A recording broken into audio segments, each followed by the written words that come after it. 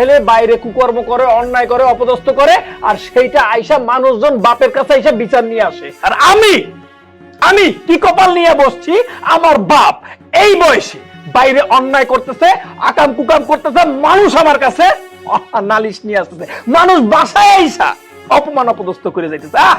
আজকা এর একটা শেষ দেখেছে। ভাই যাও যাও, আব্বারে রাইসারে সবাই ডাইকা নিয়ে ড্রয়িং রুমে আসো, আজকে এর একটা শেষ দেখেছে। শোনো মিস ললিতা বেগম, তোমার আর বেশি দিন অপেক্ষা করতে হবে না। তোমার এই অপেক্ষার অবসান খুব তাড়াতাড়ি ঘটবে। আরে হ্যাঁ, আমার ছেলে, ছেলের বউ এবং মেয়েকে বলে এই বিষয়টা এসপার ওসপার করে ফেলবো। এই শোনো, তোমাকে একটু পরে ফোন দিচ্ছি। হ্যাঁ, আচ্ছা। কিরে বাবা, কিছু বলবি? শুনো না, আব্বাকে তো খুঁজে। আরে খুঁজে পাবা কিভাবে? সে তো এইখানে মোবাইল ফোনে প্রেমের সাগরে রঙ্গলীলায় ডুবে আছে। কি ব্যাপার, কি হয়েছে? কি হবে? তুমি এতক্ষণ কার সাথে কথা বলতেছিলে? আরে ফোনে কথা বলতেছিলাম তোর আর তোর বোনের মা এবং বৌমার শাশুড়ির সাথে। এই লজ্জা লাগে না? এই কথাটা বলতে তোমার একবারও লজ্জা লাগলো না?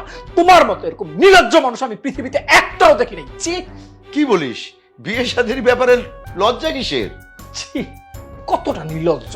তোমার ছেলে তোমার সামনে দাঁড়ায়া নির্লজ্জ বলতেছে, তোমার অপমান করতেছে, অপদস্থ করতেছে, তারপরও তুমি একই বাজনা বাজাইতেছো, তুমি একই কথা বলতেছো তোমার বিয়ে করতে হবে। এই তুমি যারে বিয়ে করার জন্য পাগল হইছো, তার আজকে বোনের ছেলে, তার ভাইগনা আয়েশা এই বাসার মধ্যে অপমান করে গেছে, অপদস্থ করে গেছে, যা খুশি তাই বলছে। আমার না আমার কপাল দেখা নিজের প্রতিনিধি কিনা লাগে। এই বয়সে যেখানে তুমি শুনবা তোমার ছেলের বদনাম, তুমি তোমার ছেলের বিচার করবা, আর এখন আমার বিচার করতে হইতেছে আমার বাপের।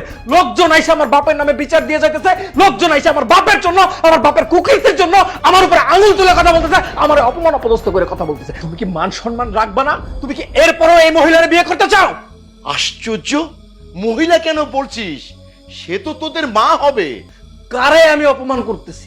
তোমার পাগলামি না আব্বা দিন দিন বাইরে যাইতেছে। তুমি উন্মাদ হয়ে গেছো, তুমি পাগল হয়ে গেছো, তোমার লালসা এত দূর আগায় গেছে যে তুমি এখন চোখে কিচ্ছু দেখতে পারতেছো না ওই মহিলা ছাড়া। মহিলার ভাগ্য এসে ঠিকই বলে গেছে, তোমারে শিকল দিয়ে বাসায় হয় বাঁধিয়ে রাখতে হবে, আর না হলে তোমার পাবনা পাগলাগারতে ভর্তি করতে হবে। বা তোমার কাছে একটা অনুরোধ, এমনি তো আমাকে মান সম্মানের মাথা খাইছো, হ্যাঁ এইবার একটু লাগাম দাও, এইবার একটু থামো, আর নাইলে তুমি যে পাগলামি শুরু করছো এই পাগলামি থামাইতে হইলে না বাসা থেকে তোমার বের করতে হইল। হয় এই বাসা থেকে তোমারে বের করবো, নাহলে আমরা এই বাসা থেকে বের হয়ে যাবো। কি কি বললি তুই? আমাকে বাড়ি থেকে বের করে দিবি? হ্যাঁ, বাড়ি থেকে বের করে দেব।